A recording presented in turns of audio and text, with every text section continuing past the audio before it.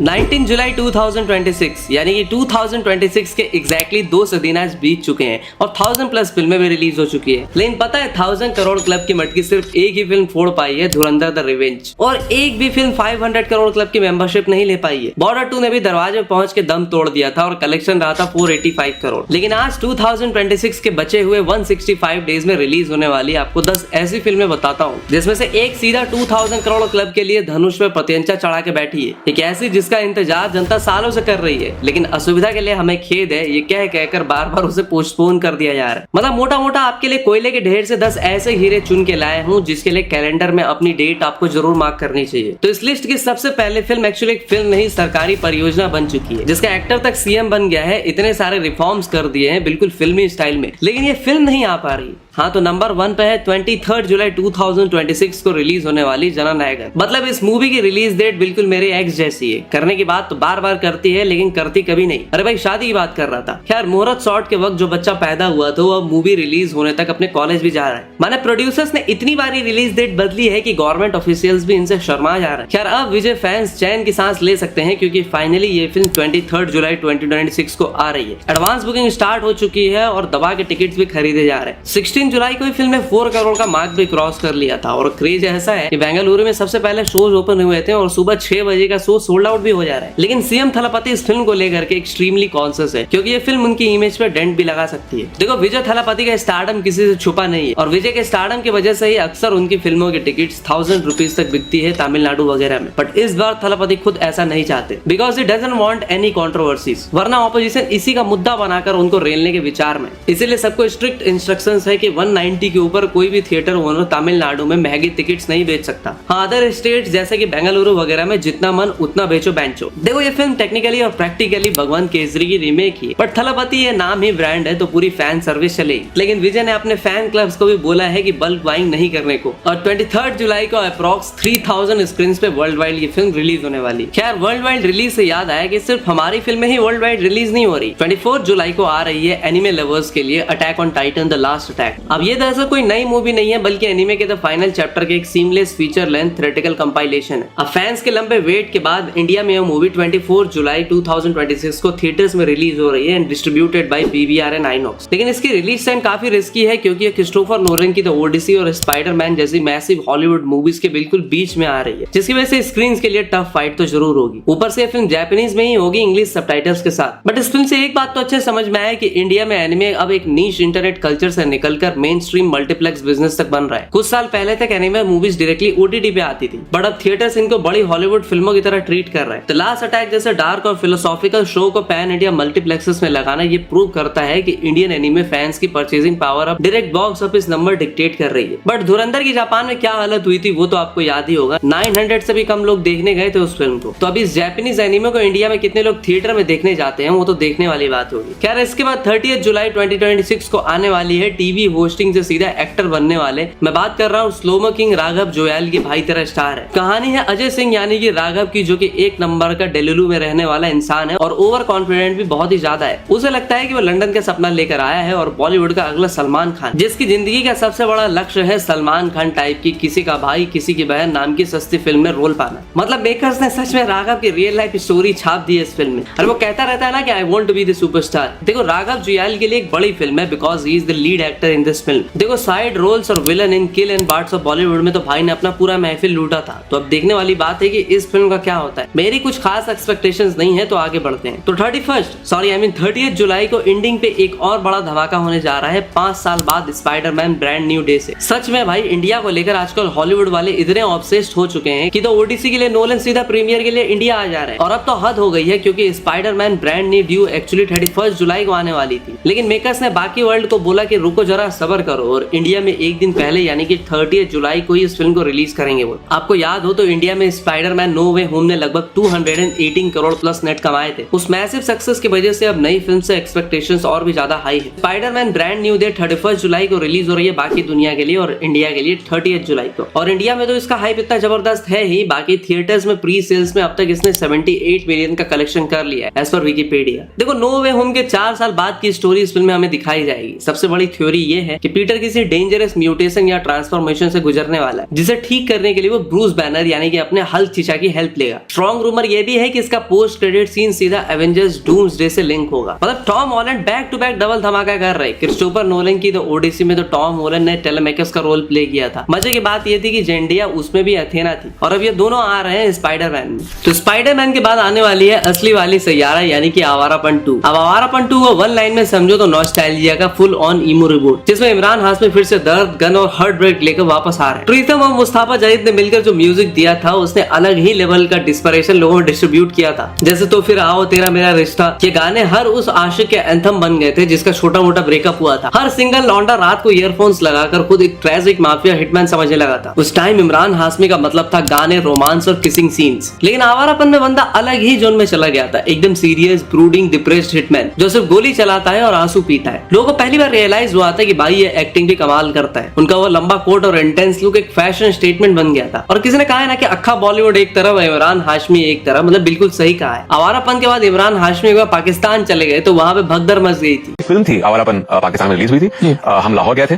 और वहां पे जो रिसेप्शन हमें मिला वो सो हार्टनिंग। कौन गया था? बट साहब मैं, और बहुत अच्छा रिसेप्शन था, बहुत वार्म थे, फैंटास्टिक हॉस्पिटैलिटी। जिस तरह उन्होंने हमारी देखभाल की, हम वहां पे 2 दिन। कोई जाने से पहले किसी किस्म का डर, रिजर्वेशन मन में? कुछ नहीं। You were quite rich there. Still am. फिर बाद में आपकी कोई जन्नत है, कोई फिल्म आई जिसमें भगदड़ भी मच गई थी, वहां से खबरें भी आई। हाँ, वहां पे हिंदी फिल्मों का काफी रेंज है, लोग बहुत पसंद करते हैं। तो इमरान हाशमी फिर से वापस आ रहे हैं शिवम पंडित यानी कि सेम कैरेक्टर। मतलब बुलेट लगने के बाद भी वो बच कैसे गया, ये तो सवाल है। एस्टिमेटेड बजट है अराउंड लगभग 25 करोड़ के आसपास। अब बोला गया है कि 20 करोड़ प्रोडक्शन और 5 करोड़ प्रिंट एंड पब्लिसिटी वगैरह पे खर्च हुए। अब दिशा पता नहीं को क्यों लिया गया है, मुझे भी पता नहीं। लेकिन इस इंडिपेंडेंस डे पे वीकेंड पे बॉक्स ऑफिस का लिटरल बंटवारा होना है, क्योंकि आवारापन से सीधा सनी देओल की बंटवारा भिड़ने जो जा रही है। अब एक्चुअली बंटवारा 1947 एक फेमस नाटक जिसने लाहौर नहीं विख्या वो जमियाई नहीं पे बेस्ड। पार्टीशन के टाइम पे एक मुस्लिम फैमिली को एक घर अलॉट होता है। जब वो अंदर जाते हैं तो देखते हैं कि पुराना हिंदू ओनर अभी तक वहीं पे बैठा है, वो घर खाली करने के मूड में नहीं। Basically full emotional trauma survivor और सनी देओल का चिल्लाना। आमिर खान का प्रोडक्शन है, ए.आर. रहमान का म्यूजिक है और संतोष शिवन का सिनेमेटोग्राफी। ऑफिशियल नंबर्स बाहर नहीं आए हैं, लेकिन जितना आवारापन 2 की पूरी शूटिंग का बजट होगा उतना तो शायद यहाँ सनी पाजी के एक्शन सीक्वेंस और सेट डिजाइन पे ही निकाल दिए गए होंगे। डायरेक्टर है राजकुमार संतोषी। मतलब ये वही ओजी कॉम्बो है जिसने 90s में घायल, दामिनी, घातक जैसी कल्ट क्लासिक फिल्में दी थी। अब 30 साल बाद रियूनियन हो रहा है तो एग्रेशन और हेवी डायलॉग्स की फुल गारंटी तो पक्की है।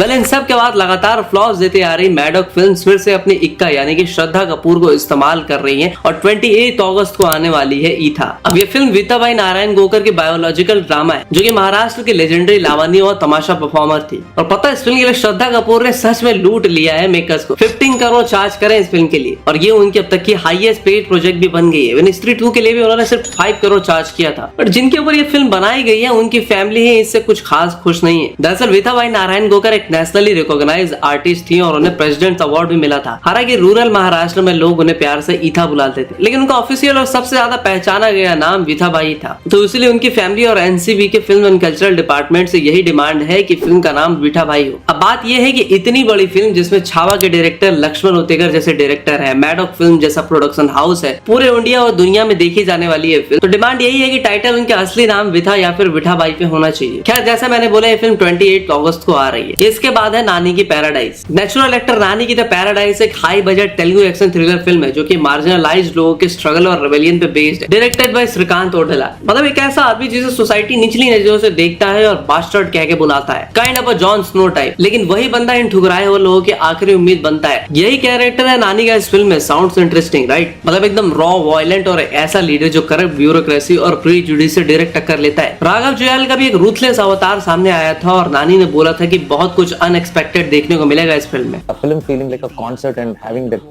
mad energy, scene after scene will be paradise. There are a lot of unexpected elements which will make them stand and scream. It's kind of that kind of an energy is trying to crack. खैर 25 सितंबर 2026 को film आ रही है theatre में, तो मैं तो excited हूँ। 9th number पे है वो फिल्म जिसको लेके जितनी हाइप हुई थी उतनी ही इसको ज्यादा ट्रोल भी किया गया है। हाँ, टॉक्सिक की बात कर रहा हूँ। तो टॉक्सिक है fairy tale for grown ups rocking star Yash की much awaited pan India film है। KGF चैप्टर 2 की मैसिव सक्सेस के बाद यश ने काफी टाइम लेकर इस प्रोजेक्ट को साइन किया था, जिसके चलते फैंस के बीच इसका हाइप बहुत ज्यादा है। इसका टैगलाइन तो आपको पता ही होगा, फेरी टेल फॉर ग्रोन अप्स। मतलब ये एक डार्क, ग्रिटी और एक्शन पैक्ड थ्रिलर फिल्म होगी। की। फिल्म की स्टोरी गोवा के ड्रग माफिया और कार्टेल के आसपास घूमती है। यश इसमें एक स्टाइलिश और रूथलेस डॉन या गैंगस्टर कैरेक्टर प्ले करने वाले हैं। उनका लुक केजीएफ के रॉकी भाई से काफी अलग और स्लिक रखा गया है। फिल्म को ओरिजिनली 10 अप्रैल 2025 को ही रिलीज करने की अनाउंसमेंट हुई थी, लेकिन इसकी शूटिंग स्केड्यूल बार-बार पुश होती रही। वैसे भी 2022 में आई केजीएफ 2 के बाद यश के फैंस उन्हें बड़े पर्दे पे देखने के लिए तरस गए। अनाउंसमेंट टीजर के बाद से मेकर्स ने महीनों तक ऑफिशियल अपडेट नहीं दी। धुरंधर क्लैश अवॉइड करना चलो ठीक था, उसके बाद बार-बार फिल्म को पोस्टपोन किया गया, जिसकी वजह से थोड़ा मजा किरकिरा जरूर हुआ। ऊपर से गिद्दड़ लोग बाहर निकलकर इसे ट्रोल करने लगे,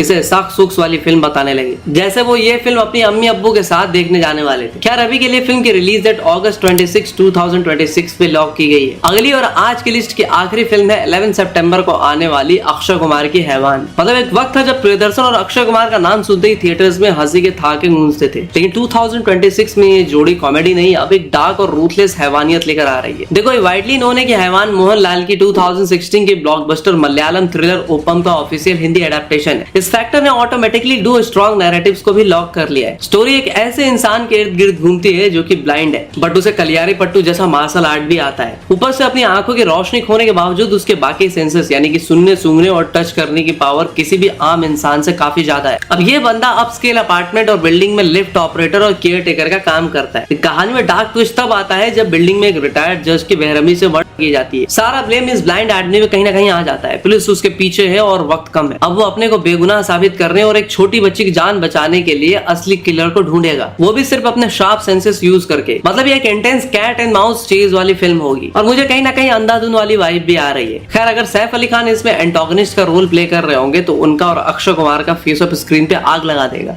हैवान को 11 सितंबर 2026 के स्लॉट में एक मेजर थिएट्रिकल इवेंट की तरह बेचने की कोशिश की जा रही है। तो भाई ये थी 11 सितंबर तक की लिस्ट। अगर आप इस वीडियो का सेकंड पार्ट चाहते हो जिसमें हम 2026 की बाकी बड़ी फिल्मों के बारे में बताएंगे तो कमेंट में पार्ट 2 जरूर से स्पैम करना। 1000 कमेंट और भाई वीडियो लेके आ जाएगा। मैं मिलता हूँ आपसे अगली वीडियो में, तब तक के लिए हर हर महादेव।